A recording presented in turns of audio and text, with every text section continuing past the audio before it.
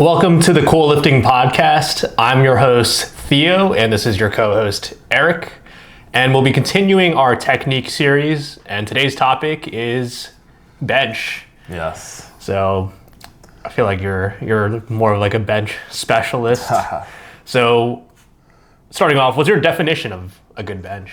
A good bench, in simple terms, a bench with somewhat of an arch that has max grip and max leg drive with the butt on the bench.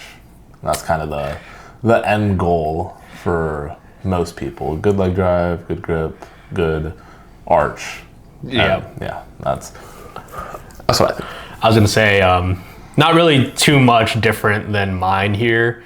My definition would pretty much just be the same thing and more mentioning the comp standard stuff, like head and butt can stay on the bench and your technique allows you to use leg drive, whether it's passive or active, and it doesn't hurt your elbows or shoulders.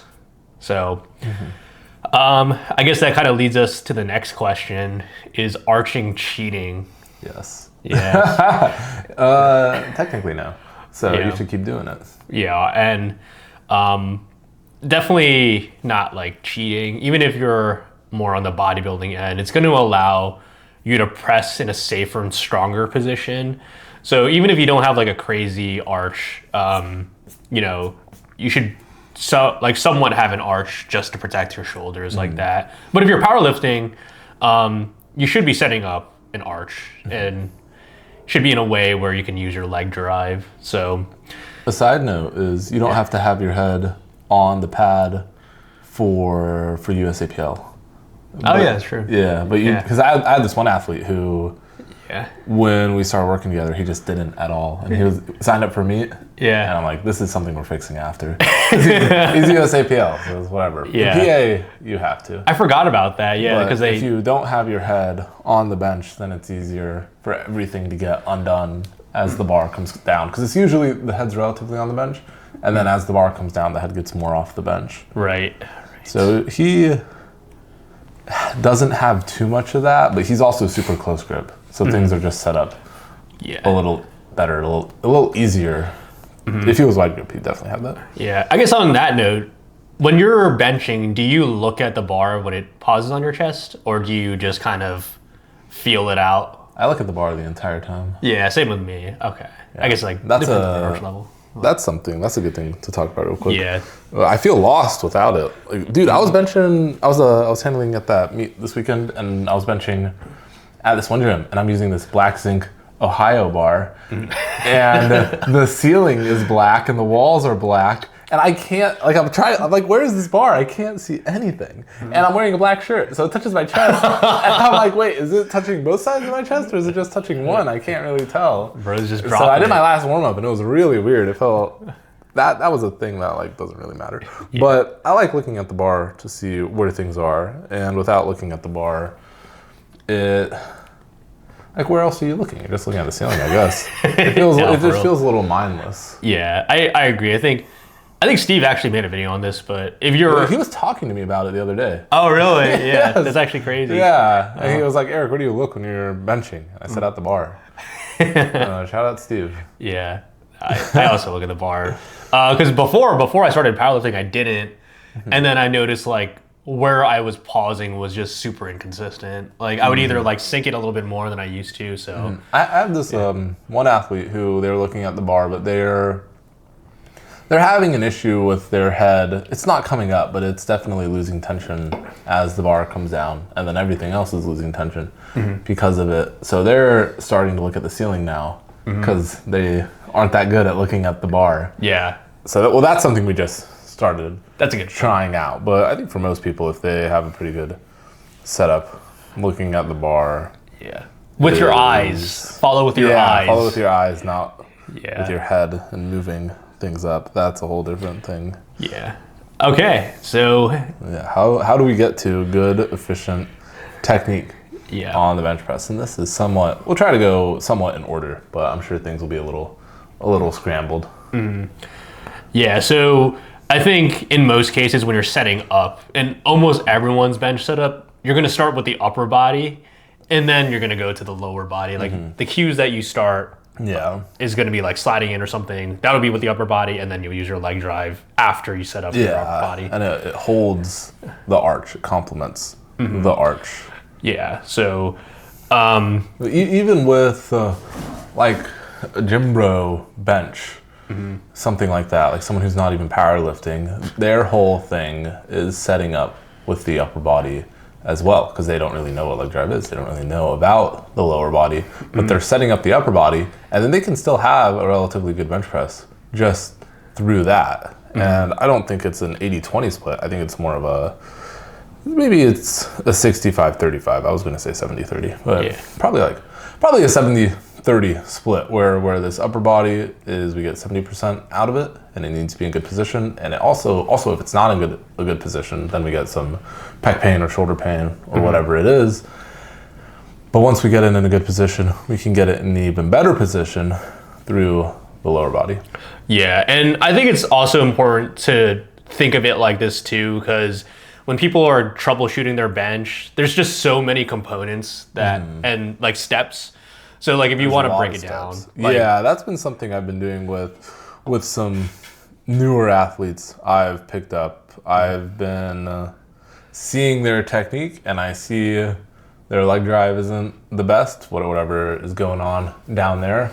But then I see their upper body isn't the best either, and I see it as like, well, if we hypothetically fix this leg drive first, then this upper body is still going to suck, and we're not going to get anything out of this arch. We're just not going to get anything because there's nothing to build upon. Yeah, you're just going to be pressing into the floor and not really understanding like where the leg drive's going, or you're not even in position to get the leg drive because you don't have any arch. Yeah, so it just doesn't do that much overall. Yeah, so I guess we can just walk through the steps where like first thing you're going to do, right, is just place your hands on the bar. And like you said, you need to tension the bar before you even slide back. So then as you're sliding back, what are you doing? I guess like... Yeah, what do I do?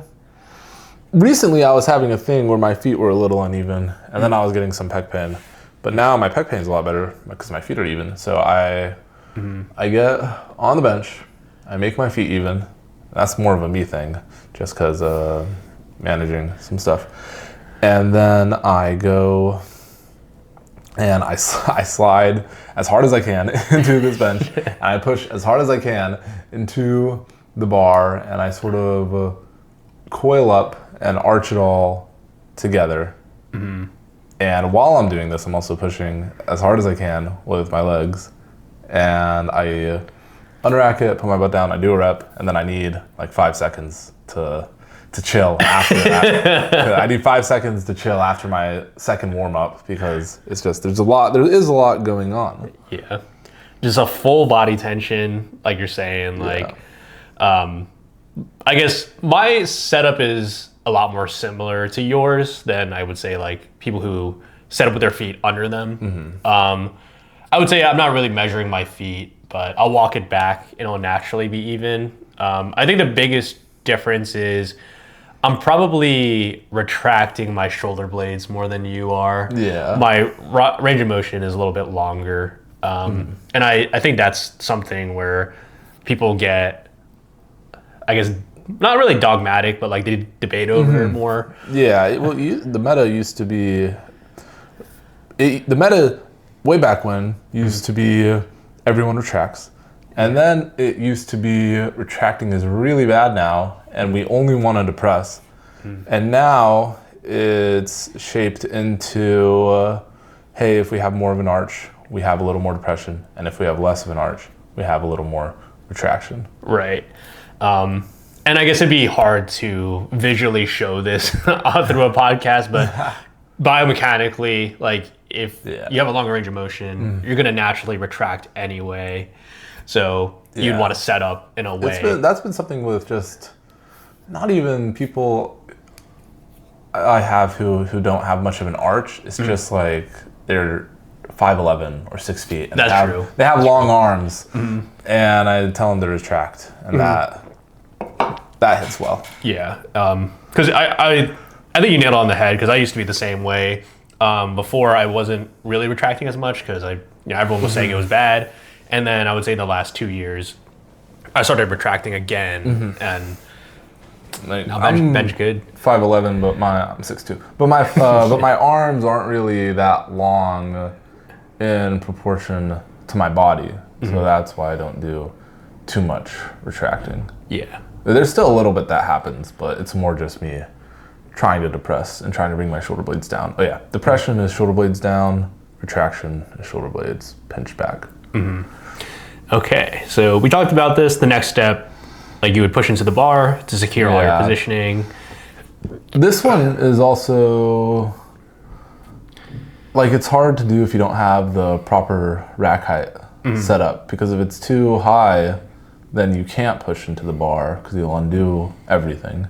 And then if it's too low, it's just awkward to push into the bar. Yeah. Because I've tried a lower rack height before, but it was just, yeah, you can't really see this without looking. But instead of setting up like this, I'm trying to set up like this, and it's just awkward. Yeah. I've been it doesn't feel bad, but it's just awkward. Yeah. And for me, when I would bench at like a commercial gym or something, or just like in the squat rack, it's the same thing. Sometimes I feel like if I have to unrack it, I'm protracting, and it's just like, okay, well, my position's gone. And that means, in scientific terms, undoing your good bench setup. Yeah, right. Since we want to secure the shoulders and kind of leave them in that position when you're benching. That's something with commercial gyms, or as I've been working with some other people who don't have powerlifting gym access, or maybe they're at their school rec or commercial gym or whatever it is. There's these set rack heights in place, and at the powerlifting gym with the combo rack, it's like you could find your perfect rack height pretty easily. But with the set rack heights, then there's one that's usually a tad bit too high, and then the other one's a tad bit too low. And it's kind of like, okay, well, which one can I get a more consistent setup with? They're both going to be kind of not the most optimal, but you can make it work. Yeah, right. You might not even be able to go as wide on your grip, because if you do, then you just straight up can't unrack it, because you would need a lower rack height.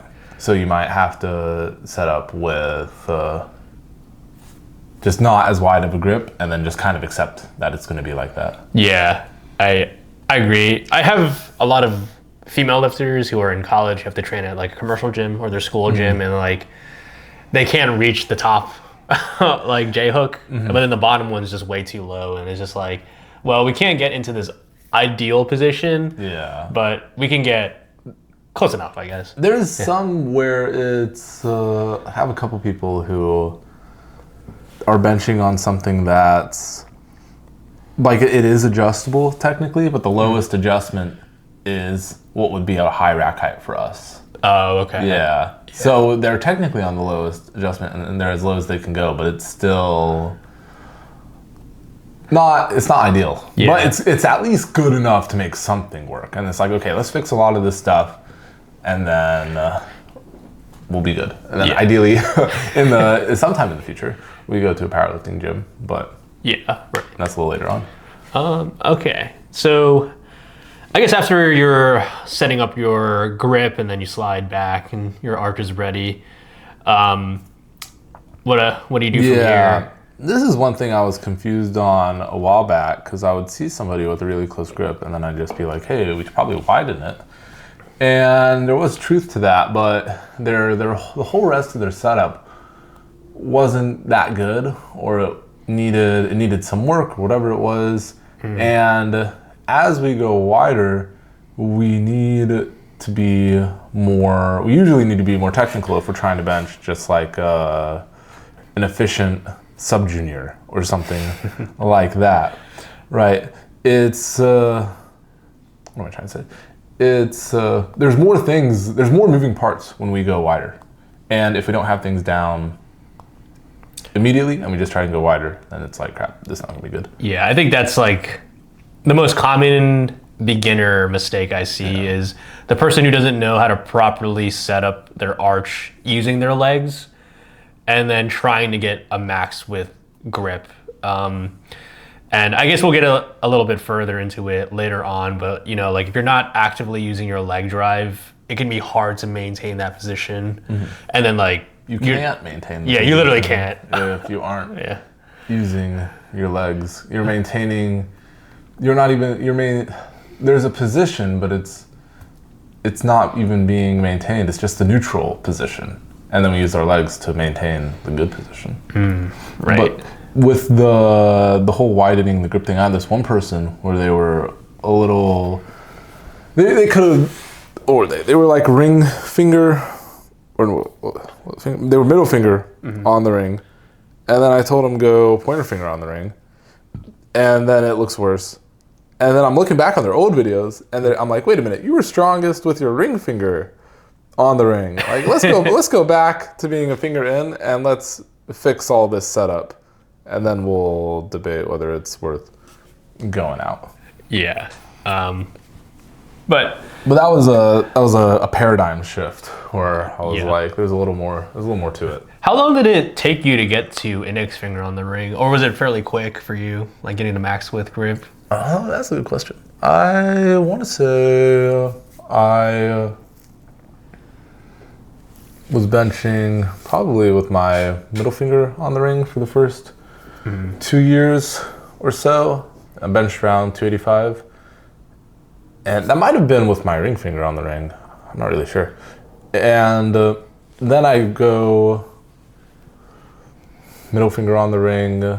Because wide just never felt good for me. It was probably because I wasn't set up the best. Yeah. And looking back on it. But wide just never felt good. But I kind of knew deep down, like, I was like, wide is probably going to be the way to go. And I'm also a little taller. So, like, wide for me is not the same as wide for, like, a 100-pound woman. But I went to middle finger on the ring. And that was when I was discovering what bulldog grip was. And then my bench, it was really good for my bench. I want to say I benched 315 with middle finger on the ring. And then after that is when I made the switch. Yeah. That's what I remember. I think mine was a similar timeline. Like, I think I spent the first year. It was like the first 2 years with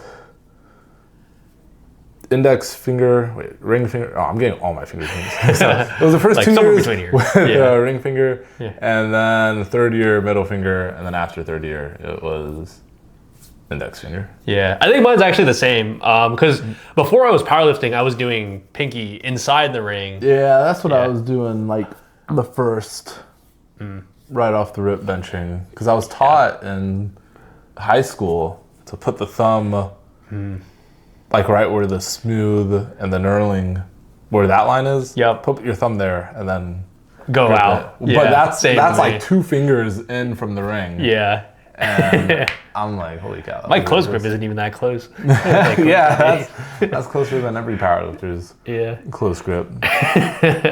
But then you mentioned bulldog grip. So you want to talk about grip position? Yeah, the grip position. This is something that I've been just seeing a lot, and it's more so just making sure things go together. And I saw this at first years ago at Kilo Club with this one lifter who benched around 430, and they were like a 120 kilo. Maybe they were a 110. They were probably 110. But they were a big dude, and he benched more tucked, and his grip wasn't IR'd. It was just more tucked and more straight. And then he was telling me, like, hey, I want to try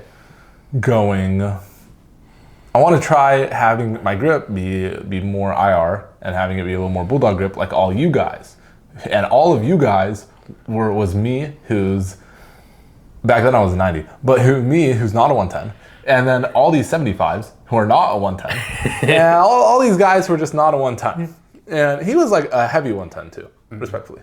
But so he's tucking, and then he's trying to do this bulldog grip, and no one's probably watching the video right now, but if you watch the video, you can see, like, if you tuck and then you try and do this IR, they go against it.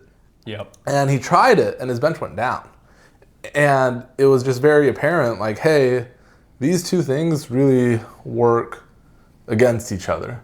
And it's either tucked and straight wrist, or if you IR, then the elbow just sort of flares naturally, and it goes along with that shoulders down sort of setup. Like it all clicks. But if we bring our shoulders down and then we try and tuck really hard and we try and IR, these things, like I can't even do it with my arm because they just go against each other. Yeah. So this whole thing is more so knowing, like I'm sure a lot of the people listening to this right now are a little more in that trying to arch, trying to flare a little bit, trying to have some sort of IR rather than the opposite, because that's just a little more common in the powerlifting meta.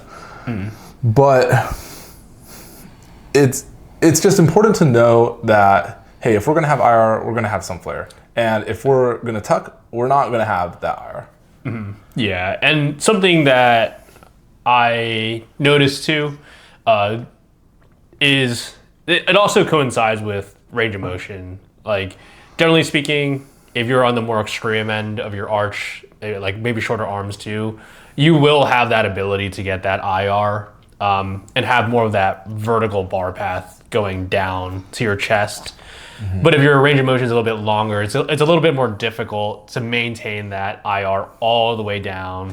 When I was having my pec issues with my uneven feet, my right pec would be the one that was aching a bit. It was never that bad, but it was pretty annoying. But it would feel like I wouldn't be able to. It would feel like I wouldn't be able to depress as much on one side. I can't remember all the sides, but I would try an IR, but my arm would be a tad bit more tucked just because of the position I was in. And I was like, dude, it feels like my arm is forced in this weird position. Yeah. And my left arm feels extremely good, but my right arm does not. And then, like, I knew things were just, they're not working together as well as I would like them to be. Yeah, right. There's another guy, another case study of someone that I don't coach, but I just examine, and I've talked to them about this too.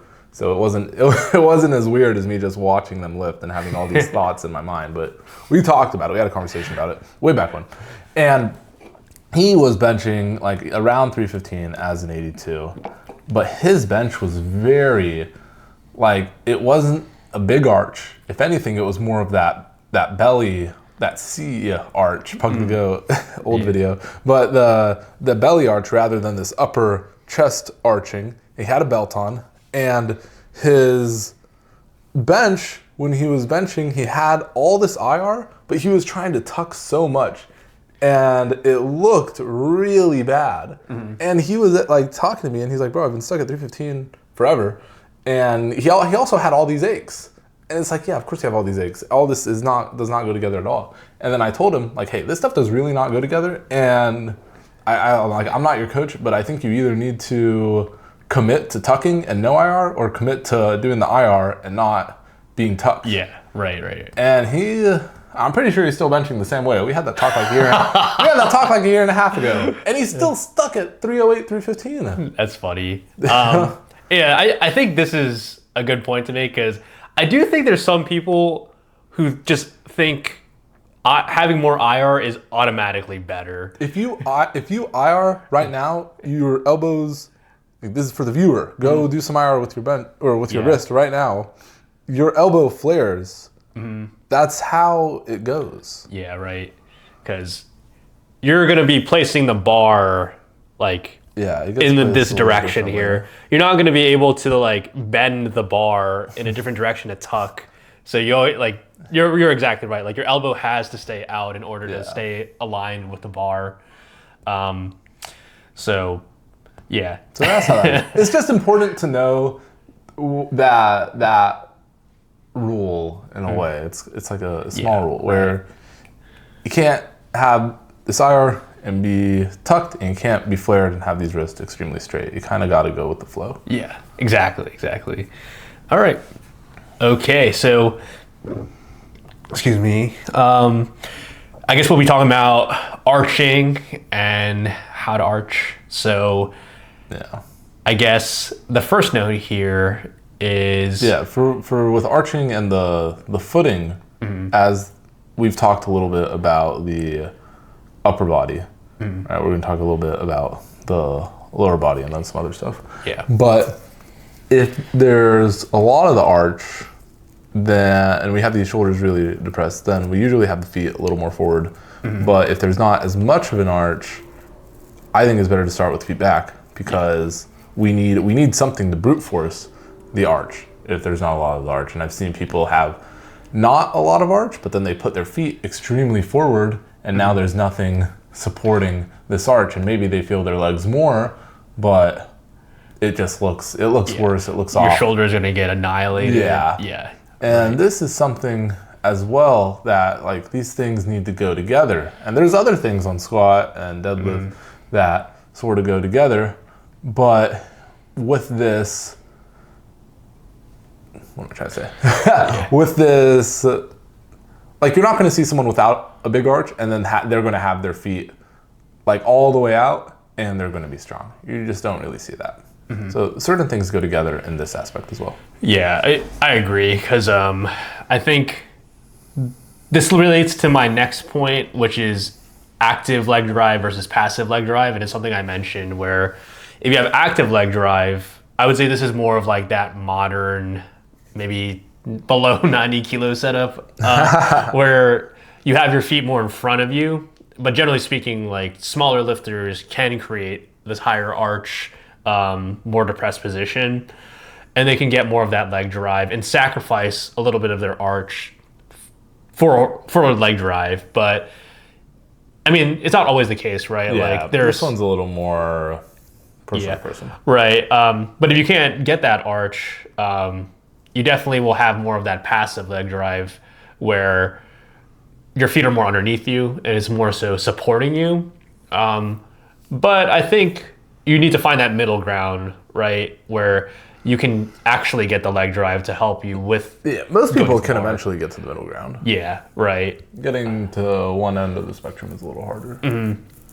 But we talked about this before. Your equipment can actually help you figure this out too.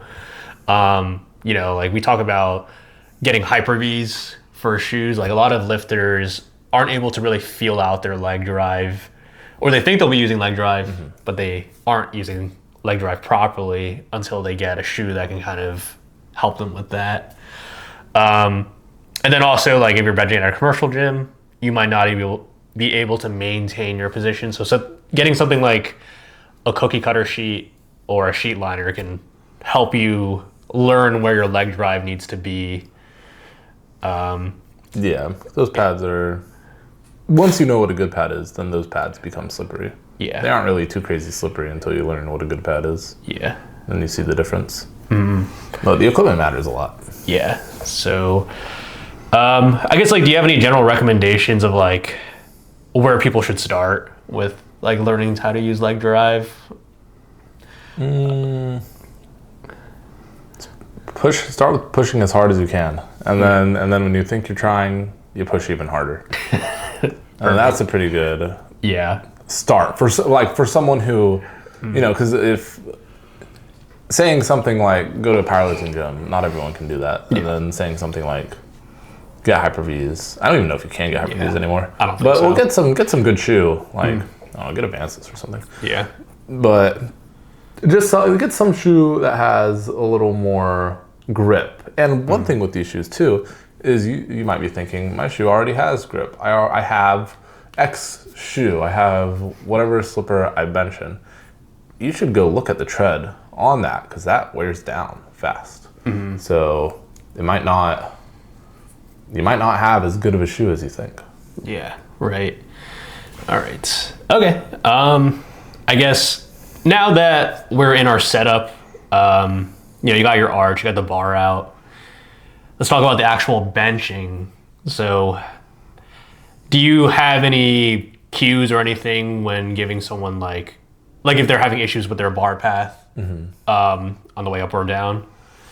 Yeah, with this, it's not always touch the highest point on your chest, because sometimes that point could be pretty low. So this is also a spectrum. It's like the more technical we are, the more so we want to have this bar path just be straight up and down. And then the less technical, more brute strength we are, we want this to be a little more of that J bar path that got talked a lot about like 4 years ago. Yeah. Like 5 years ago, maybe 6 years ago.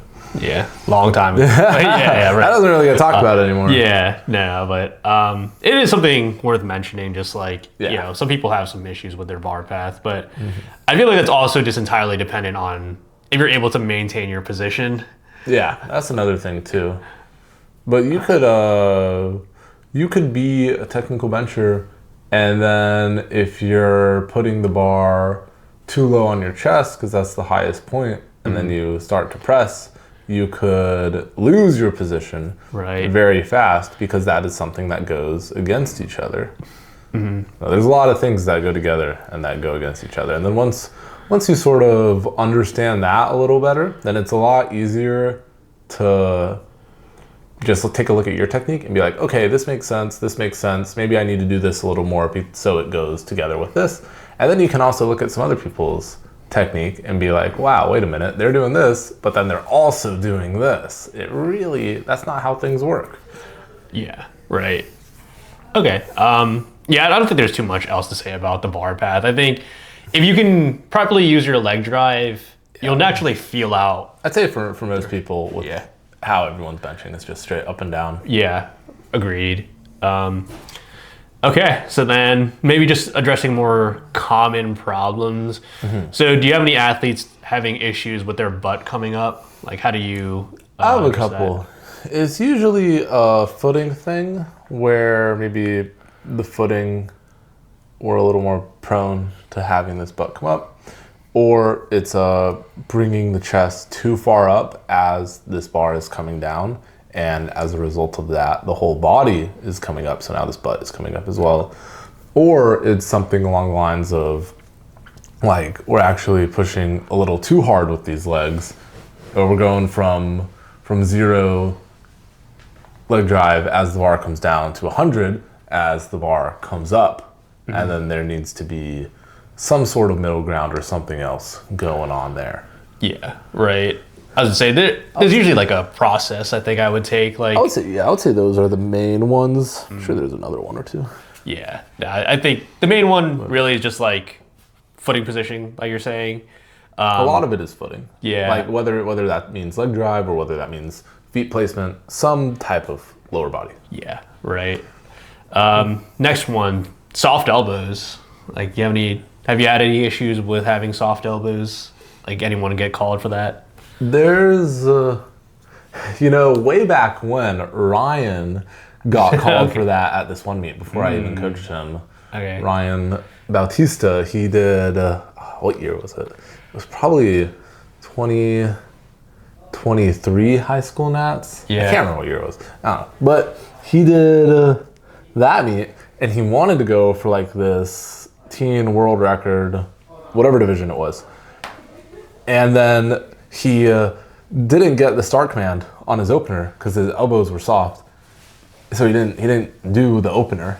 No. And then he retook the weight, and he went to go out for a second, and he tried to force the elbows a little bit more, and then they didn't say start, and he didn't do his second attempt, and then he retook it for his third attempt, and he forced the elbows a little more, and then he got it. Let's go. And he didn't get the world record he wanted because he didn't. Oh, yeah. He wasn't able to go up. Yeah. Because it was very risky if he went up, and I like barely knew him at the time, but we talked about it after. But Ryan, now he's very flared, IR, and all that. But he used to be insanely retracted, and he used to be very tucked. Like, he was overly tucked, if anything, but he was still a very strong bencher. But if you try this right now and you pretend you're benching and then you retract all the way, then the shoulders sort of become a little soft as well.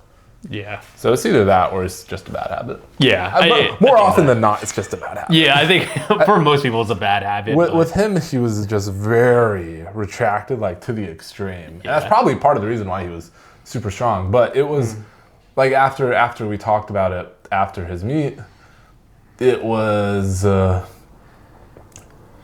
was obvious, like, holy cow, these are it was like a 2-inch difference or something between his soft elbows and them not being soft. I was like, wow, that's crazy. That's why. that was way back when. Okay, the last one, like just sliding on the pad when you're using leg drive, like rep work, you might get caught like behind the J hooks or something. Yeah, something with that. I've been telling a lot of athletes recently to have the bar be on the closer end of the J hook, closer to you, rather than having it be back closer to the rack. And instead of pushing the bar, like when you're setting up and sliding in and pushing the bar into the rack, and it's kind of like you're pushing back a bit. Rather than that, we have the bar rolled forward a tad bit, and we're doing our best to push up into it rather than back. And it takes a little more being conscious of things.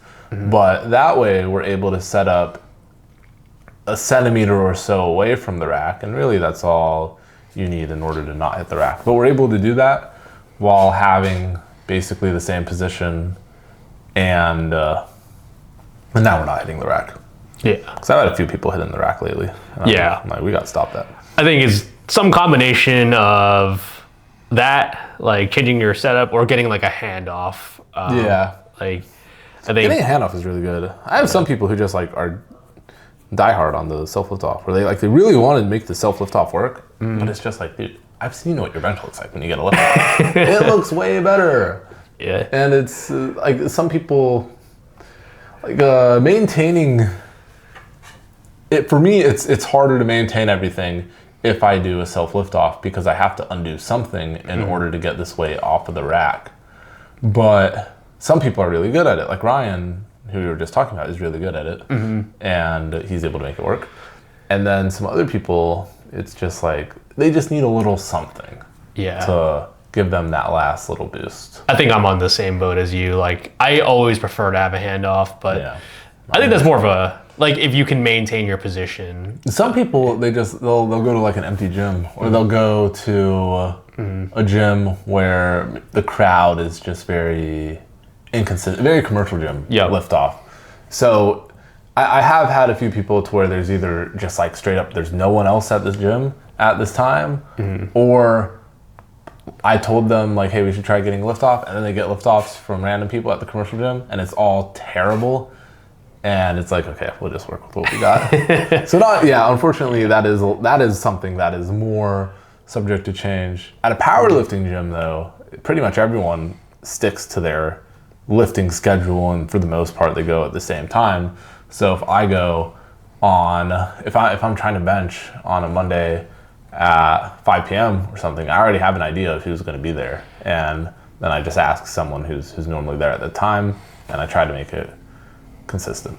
Or really anyone at the powerlifting gym is probably a lot better than a commercial gym goer at lift offs. They have some sort of idea.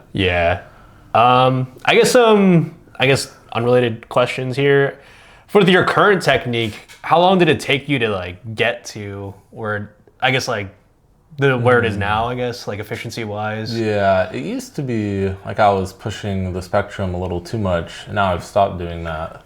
So I don't know, I've been benching for like 8 years. But I would say to get it like pretty solid, like 5-6 years. Yeah, I think it's the same for me. I feel like I wanted to ask that because so many people get discouraged from their bench, but I feel like it just takes a long time to get that setup down. There's a lot of stuff. Yeah, like I'm still trying to fix some things. Yeah, no, same with me. Even getting the upper body down, that's such a struggle, because like getting the combination of your upper body and lower body to like synchronize like is really difficult for people. So there's hope though. Like he benches 200. I've benched 2 times body weight in a meet. So yeah, there is hope. It just takes a lot of a lot of being conscious of things. Because if you bench 3 times a week for a 4-week block, right? Yeah. But you're only paying attention on your primary days, then you're really only paying attention to a third of your bench sessions. Yeah. Oh, I guess that kind of leads to another question maybe we should ask, which is like, what are your most common like injuries or aches and pains you see people deal with? Like, do you have any remedies for these people who are listening? I've had, I think the most common pain is shoulder pain. Yeah. And then when it gets a little more dicey, it's pec pain, which is kind of tied in. But really, the remedy is push way, way harder with your legs and then usually decompress one side to give it a little more space to move around and get in the right position. And then that fixes the majority of it. Yeah, I would say it's that. Yeah, I've had shoulder pain before, and then I just push harder with my legs, and my arch is a little better, and then it goes away. Yeah. What about elbow or wrist pain? You know a lot of people with elbow or wrist pain. Elbow stuff is, I've seen elbow stuff as something that more so pops up with people who are new and like really trying to min-max the bench, / people who don't really do all their accessories. Yeah. And then I think they're just kind of a little overbeat. I haven't really had anyone with elbow pain to where it's debilitating. Not one of those things. Or it's debilitating. Yeah. But and then the wrist pain, I've had that. I've seen that more too.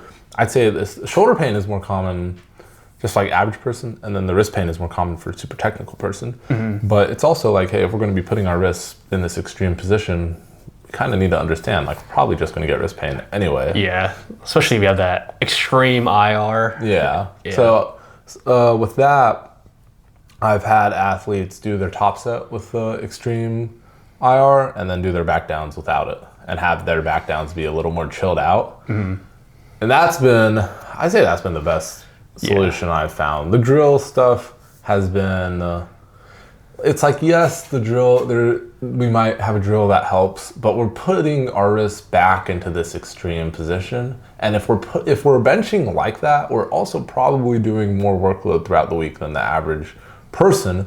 So we're having our wrists in this position more often than the average person. And it's like a cause and effect. It's like, bro, our wrists are literally cocked back and they look wonky and we think we're not going to have pain. Yeah. Yeah. So I think it's to be expected. And then you need to manage it the best you can so you can still keep progressing. Yeah, agreed. I was going to say, I think my wrist pain was super bad and I just had to chill out on it. And I'm not even as extreme as I used to be, just because I'd rack my bench and the back of my forearm would hurt for 5 seconds and I couldn't get out of the bench until it chilled out. And it was like, man, it's messing up with my progress. Yeah. To build on that too, like I do see it too with people who have a lot of, like, their wrist is cocked back when they squat as well. And then if they do an SPD, then it's you're going to feel it. Like, that's just the way it is. Usually the straps are good enough to get rid of most of it. Like, my wrists hurt when I bench 2 reds without wrist straps. So I just don't ever do that, and I use wrist straps all the time. Yeah. But one other small thing, this is something I've been learning, so I don't really know everything about it yet.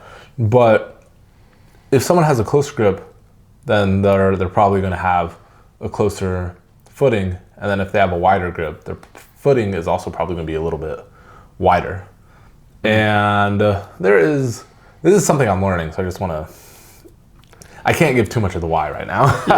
But with having our wrists, or not our wrists, but with having our legs a little more out, then it results in our lower back extending a little more, and then if it extends a little more, we get a little more of an arch. That's kind of like all I know about it. Yeah. Okay. Learning a little more about that one. Yeah. I see what you're saying. I thought it'd be something worth mentioning. Yeah. Yeah. That concept still, like, it's in the works. I'm seeing how it works, or I'm seeing, like, hey, if I tell someone to do this, it works. But the understanding aspect of it in my brain needs a little more work, so I can't really expand upon it too much on the podcast. But something for consideration. If you have a super narrow footing and then a super wide grip, might want to try something. Yeah, right. And then see if it's good or not. It's also just, it can be difficult to balance too, especially if you're driving super hard. Yeah. But yeah, I think that's all I got. Anything else you want to add? Yeah, that's about all I got. Okay. That concludes our podcast. Make sure to rate us 5 stars and follow us on Instagram. Send us your bench videos on Instagram. Yes. DM me your bench video. And we'll figure it out. Yeah. Peace. Awesome.